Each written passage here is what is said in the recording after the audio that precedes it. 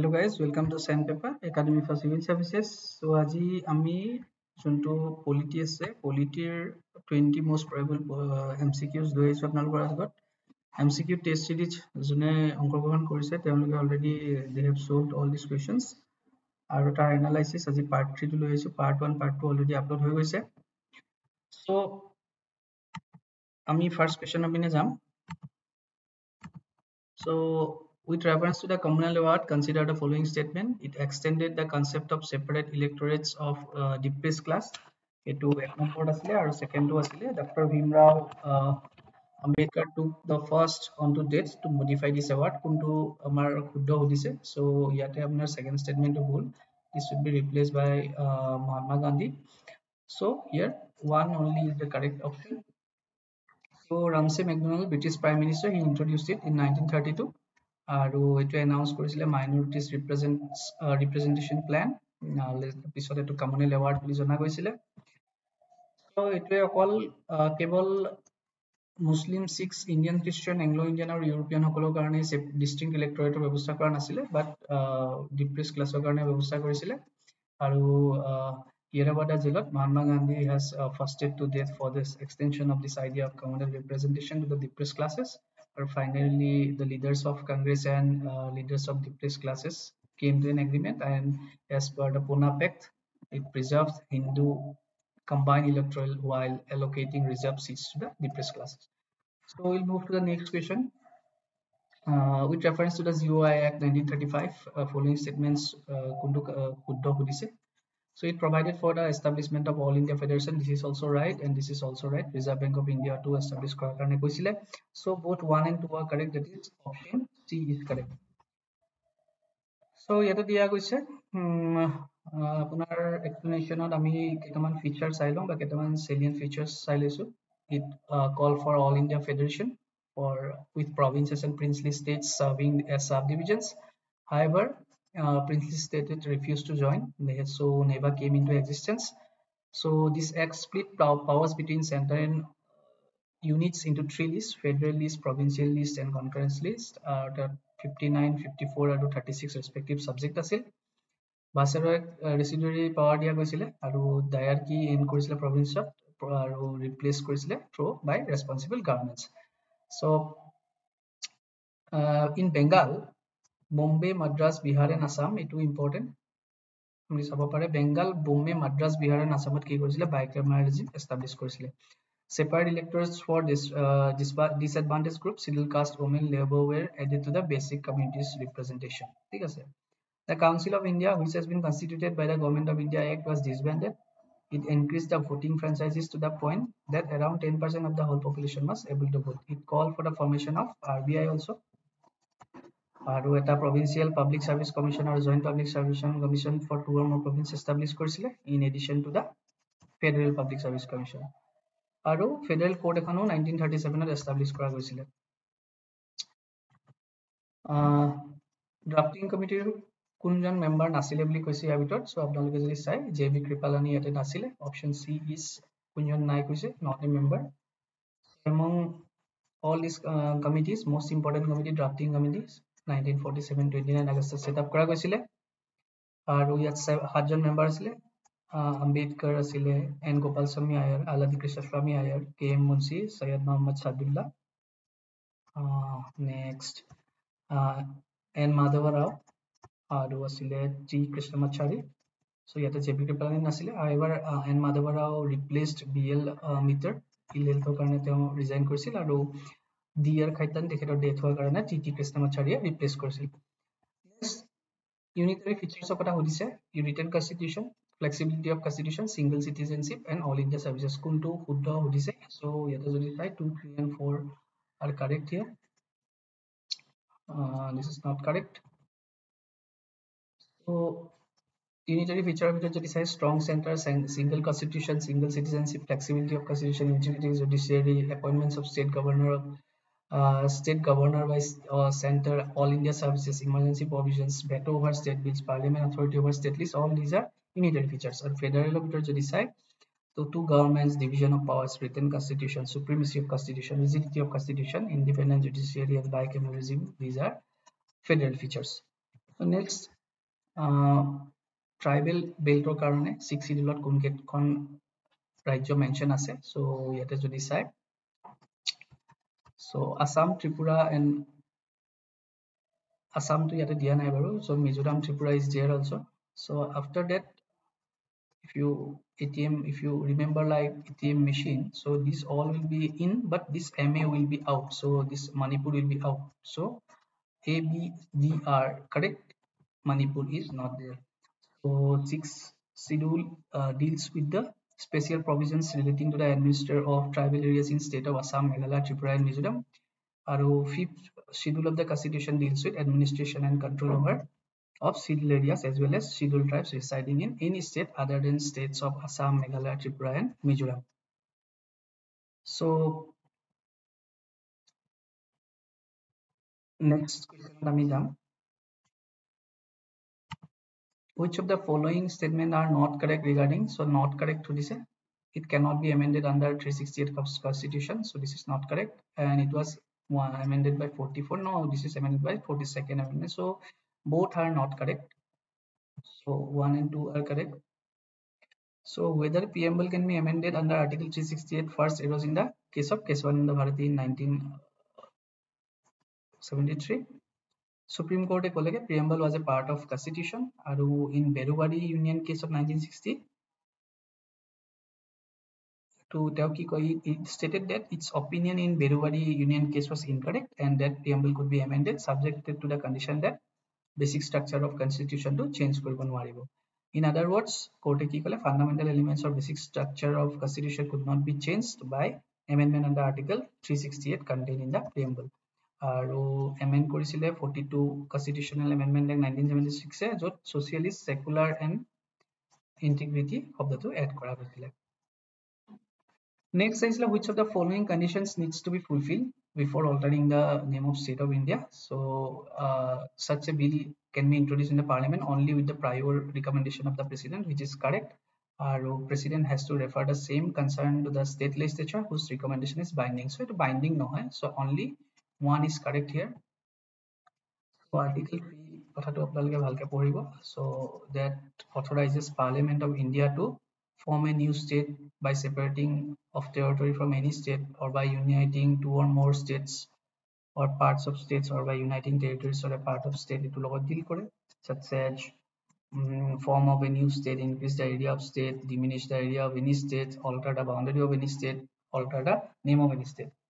So ইয়াৰ কাৰণে এইবিলাক কৰিবৰ কাৰণে দুটা provision আছে. এনেকুৱা বিল বিলাক কি কৰিব লাগে, recommendation president পাৰ্লিমেণ্টত ইন্ট্ৰডিউচ কৰিব লাগে আৰু প্ৰেসিডেন্টে এটো ষ্টেট লেজিসলেচাৰক স্পেসিফাইড পিৰিয়ডৰ কাৰণে পঠায়, বাট তেওঁলোকৰ যোনটো views that is not binding. Okay, next 8 number question, non resident Indians বা NRI কথা কোৱা গৈছে. So ইয়াতে যদি চাই কোনটো অপশন শুদ্ধ, so base describe বুলি কৈছে Indian citizens who has gone for a visit on foreign country for more than 6 months, this will be correct. So conditions to be NRI etu ami monot rakhibo lagibo. So an NRI is an Indian citizen who resides in India for, so these are conditions to be termed as NRI, for less than 182 days during the course of preceding financial year, or who has gone out of India or who stay outside India for purpose of employment, or who has gone out of India or who stay outside India for carrying on business vacation outside India. They can be also described as termed as NRI, or who has gone out of India or who stays outside India for any purpose indicating his intention to stay outside India for an uncertain period may be referred as NRI. ঠিক আছে. So question number 9, which of the following fundamental rights is not available to the foreigners in India? So if you see the examples, this C option is not there for foreigners, protection of interest of minorities. So only citizenৰ কাৰণে কিছুমান right available আছে যিবোৰ foreigner কাৰণে নাই, জানিব লাগে. Prohibition of discrimination on grounds of race, religion, caste, creed, equal opportunity in matters of public employment, 6 basic freedoms that are subjected to reasonable restrictions, protection of language, creed, culture of minorities, right of minorities to establish and administer educational institutions. আৰু যোনকেইটা foreigner আৰু citizen সকলোৰে কাৰণে available আছে except enemy aliens, these are 14, 20, 21, 21A, 22 এই গোটেই কেইটাৰ আপোনালোকে কি মিন কৰে কি লিখা আছে এইকেইটা আপোনালোকে চাই ল'ব লাগিব 14 সো কেতিয়াবা আৰ্টিকলছ বিলাক নিদি পেলাই এনেকে দিব পাৰে যে right to equality right to life so কাৰ কাৰণে এভেইলেবল হয় ফৰেনাৰ্ছ নে চিটিজেন এইখিনি জানিব লাগিব ওকে question number 10 আছে which of the following are the reasons to make DPSP non justifiable and non enforceable so if you see both 1 and 2 are correct here so though DPSP were non-justifiable, the Constitution make it clear that these are fundamental in governance of the country. আৰু যেতিয়া law make কৰিব তেতিয়া it shall be duty of the state to apply this. Okay. So framers সকলে কিয় দিয়া নাছিলে because the country did not possess sufficient financial resource to implement them. Financial resource ইমান নাছিলে আৰু due to vast diversity আৰু backwardness of the country at the time. So they will means come in before that implementation the presence of vast diversity and backwardness of the country would stand okay in the way of their implementation the newly born independent Indian states also with its many preoccupations might be crushed under the burden unless it was free to decide the order the time the place and the mode of fulfilling them so all these reasons are there for non-consideration of the PSPs consideration of the PSP as non-justifiable and legally non-enforceable okay so committee কোনকেইটা associate হৈ আছে fundamental dutiesৰ লগত so এই গোটেইকেইটা কমিটিৰ কথা যদি চাই তেতিয়াহ'লে আপোনালোকে গম পাব এই দুটা কমিটি নহয় so 2 and 4 are correct A option is correct okay so বাকি দুটা কমিটিৰ কথা আমি চাই লম Punchhi commission it was center state relationৰ কাৰণে গঠিত হৈছিল আৰু it is related to the Panchayati Raj institution under Ashok Mehta so these are not related to the fundamental duties fundamental duties under Saran Singh committee asile so the committee recommended the inclusion of separate chapter on fundamental duties in the constitution enodore justice Burma committee asile to tekhetokole ki korisile the existence of legal provisions for implementation of some of the fundamental duties to upor disile recommendation aru tar bhitor prevention of insult to national honor act protection of civil rights act IPC unlawful activities prevention act RPA wildlife protection act forest conservation act aru various laws in force for providing punishment to the for encouraging enmity between different sections of people on the ground of race religion place of birth religions and so on year recommendation কৰিছিলে next Indian federalism is not characterized by so this is not characterized by single citizenship okay so option A will be correct here so baki khini unitary features and federal features agoto question nishoy abot halke chai lobo ketiaba confuse hoy jay not or characterized এটাৰ ওপৰত distinguish কৰি লব ঠিক আছে okay so next I will the president of India enjoys personal immunity from legal liability for his official acts or impeachment charges against president can be initiated by Lok Sabha only so this is not correct so one is correct okay so the president of India is entitled to a number of privileges and immunities and he enjoys personal immunity from legal liability for his official acts during his term criminal proceedings etc for immune thakibo he cannot be arrested and imprisoned however civil proceedings can be brought against him in relation to his personal acts if he violates 2 months if he sorry in relation to his personal acts if he gives 2 months notice okay so the president can be removed from his office by process of impeachment for violation of constitution যদিও এটো constitution what is term to কথা mention নাই আৰু এটো অকল লোকসভাই নোৱাৰে either house of the parliament এ পাৰে লোকসভাও পাৰে ৰাজ্যসভাও পাৰে okay আৰু 1/4 তাতে সাইন কৰিব লাগিব আৰু কৰাৰ পিছত 14 ডেজৰ নটিচ দিব লাগিব আৰু লাষ্টত পাছ কৰিব লাগিব majority of 2/3 of the total membership of that house আৰু এতিয়া এইটো আদাৰ হাউচলৈ পঠাই দিব লাগিব to investigate the charges. Next আহি গ'ল question number 14 powers and function of vice president কথা কৈছে কোনকেইটা কাৰেক্ট নহয়। So like USA, the Indian vice president succeeds the presidency when it's fall vacant. No.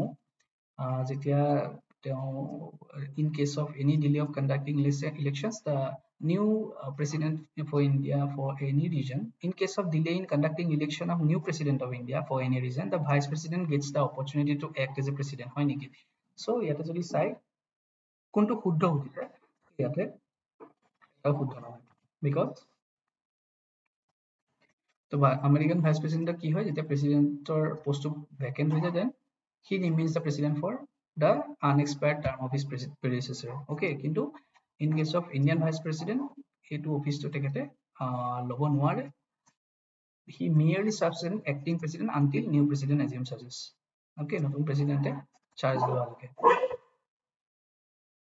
when the vacancy is going to be caused by the expiration of the term of the sitting president, an election to fill vacancy must be held before the expiration of the term.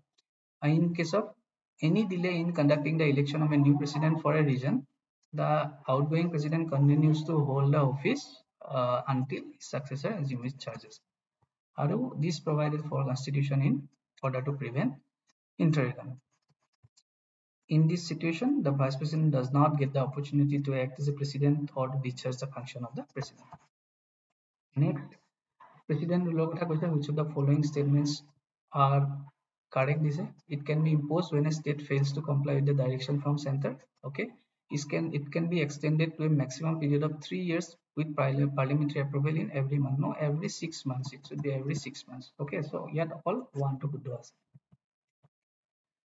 So president's rule under 350 under article 356 দুটা গ্ৰাউণ্ডত দিব পাৰে এটা article 356 ৰ নিজৰ আন্ডাৰত দিব পাৰে যেটোৱে কয় কি president to issue proclamation if he is satisfied that a situation has arisen where government of a state cannot carry out his means all the provisions which in accordance to the provisions of the constitutions আৰু then president can either act on the report of governor of state বা otherwise তেওঁ কৰিব পাৰে আৰু এটা আছে আপোনাৰ article 356 তাতে কি কয় যেতিয়া এটা ষ্টেটে চেণ্টাৰৰ পৰা দিয়া ডাইৰেকশন ফেইল কৰে then it will be lawful for the president to hold a situation that has arisen in which government of the state cannot be carried out on accordance with the provisions of the constitution আৰু এটো যোনটো parliamentary approval লব লাগে এটো every 6 months ভিতৰত লব লাগে not per month okay so next আহি গল Cabinet of it is a supreme executive authority of the government. It exercises appointments control over the constitutional authorities and senior secretariat administrators. So here, which are correct? Both A and B are correct. So this is a nucleus and it performs the role. It strengthens the highest. So it is the highest decision-making authority of political administrative system. Chief formulating body of the government. It deals with the major legislative and financial matters. Appointments control over the higher constitutional authority and senior secretariat authorities over power versus administrative appointments control kora. Next, sessions of parliament kotha ase maximum gap between two sessions of parliament cannot be more than 6 months. An adjournment signed by means terminating a sitting for a week no. And prorogation of parliament is issued by the president of India. So here 1 and 3 that is C is correct. The session of parliament is a time between the house of first sitting and its prorogation or dissolution in case of Lok Sabha. So every day during the session of conduct business house each house of parliament is summoned by president from time to time. Maximum 6 months must elapse between two sessions of parliament. আৰু session কেটা কথা কৈছে budget session থাকে monsoon session থাকে winter session থাকে এনেকে এডজাৰ্নমেন্ট sign দাই যোনটো হয় 1 উইকত হৈ যায় বুলি কৈছে কিন্তু এটো নহয় it should be indeterminate amount of time of হয় so এটো কেতিয়া হয় যেতিয়া house is adjourned without specifying a date of reassembly okay so যেতিয়া sessions of business over হয় the presiding officer that is speaker of Lok Sabha and chairman of Rajya Sabha house adjourned signed koi aru president kedinmaনৰ পিছত will announce a prorogation of the session notification within following few days. So prorogation or notification kon সেই session or notification regarding prorogation কেইদিনমানৰ পিছত publish কৰি দিয়ে. The president on the other hand has the power to prorogue the house while is in session also. He has the power. Okay. So next I go calcium motion kotha. It can be moved against entire council of minister. Yes. If it is passed in Lok Sabha, the council of minister needs to resign from. No, don't. They do not need to resign. So one only. Okay. So it should state the reasons for adoption in Lok Sabha, and it can be moved against individual member or minister or group of minister or entire council of minister. আৰু specific reasons থাকিব লাগিব policies and actions কাৰণে move কৰিব লাগে আৰু Lok Sabha pass হলে however they don't need to resign from their office. Next আহি গল joint sitting of Parliament of India কথা কৈছে. The Speaker of the Lok Sabha summons joint sitting of the meeting. No, the provisions of joint sitting is applicable to ordinary bills and constitutional amendment bills. So not constitutional amendment bills. So which of the following are correct বুলি দিছে? So এটাও শুদ্ধ নহয়. So deadlock situation যেতিয়া arise হয় তেতিয়া generally regarding passage of a bill তেতিয়া joint sitting কৰে. So if the bill is rejected by the house, আৰু বা 2 number condition থাকিব পাৰে if the house is finally disagreed to the amendment made to the bill, এনেকুৱা condition হ'ব পাৰে বা যদি 3-6 মাহ পাৰ হৈ যায় সেইটো ক্ষেত্ৰটো from the date of receipt of the bill of the house, এতিয়া এই confusion খিনি দূৰ কৰিবৰ কাৰণে president can summon both houses. So president can summon to meet for a joint sitting. আৰু ordinary bill বা financial billতহে অকল মাতিব পাৰে, money bill বা constitutional amendment bill নোৱাৰে. আৰু in case of money bill, Lok Sabha has overriding power, while in constitutional amendment bill it must be passed in both houses of the parliament separately. Okay. Last question আছে public accounts committee ওপৰত consist of Lok Sabha members only. No, Rajya Sabha member আছে. So minister cannot be elected as a member of committee. This is true. It examines the annual audit report of the CAG which is laid before the parliament by the president. So কোনটো correct কৰিছে? So here 2 and 3. So A is correct. Okay. 1921 set up হৈছিলে under the provisions of GO Act 1919. 22 John member আছে প্ৰথম. So Lok Sabha থাকে, Rajya Sabha থাকে আৰু this is one of the key point. A minister cannot be elected as a member. The chairman of the committee is appointed by the from among its is member by কোনে কৰে speaker appoint কৰে আৰু এটো কেগৰ যোনটো report which is laid down to the parliament by the president will be also examined by them.